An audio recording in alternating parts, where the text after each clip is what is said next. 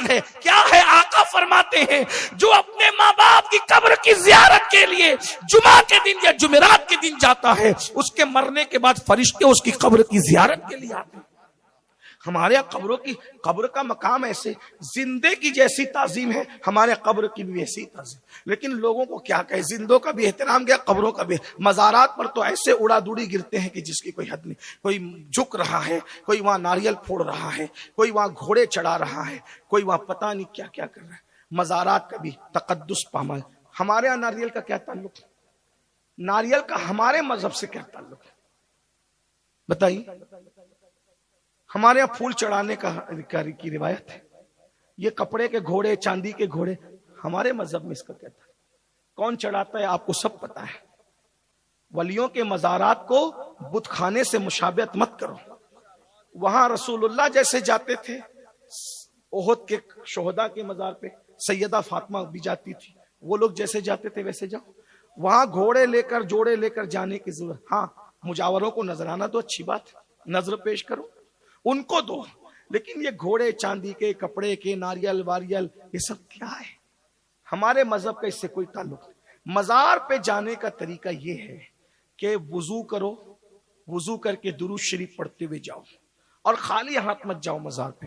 ہمارے پیر مخدوم اشرف جہانگیر سمنانی فرمایا کرتے تھے، اللہ والا زمین کے اوپر ہو یا زمین کے اندر، کبھی خالی ہاتھ اس سے مت ملنا.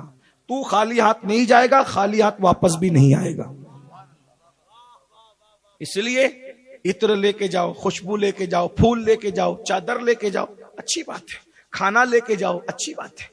لیکن یہ جو چیزیں جو شرک کی طرف اشارہ کرتی ہے، اب کچھ لوگوں کو برا بھی لگے گا، لیکن مجھ سے لوگ بہت ناراض رہتے ہیں. لیکن میں اس کی پرواہ اس لیے نہیں کرتا ہوں کہ دنیا ناراض رہ چلے گا، یار ناراض نہیں ہونا چاہیے.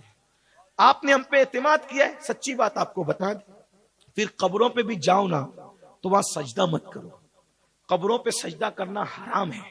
اگر سجدہ تعظیمی کر رہے ہو تو حرام ہے، اور سجدہ عبادت کر رہے ہو تو شرک ہے. ہمارے مذہب میں سجدہ کرنے کی اجازت، اللہ کے سوا کسی کو سجدہ کرنے کی اجازت. اب آپ مجھے بتائیں، جب ہم رسول اللہ کو سجدہ نہیں کر سکتے تو ان سے بڑا کون ہے؟ بتاؤ. جب نبی کو سجدہ کرنے کی اجازت نہیں ہے تو اب کون بچا ہے؟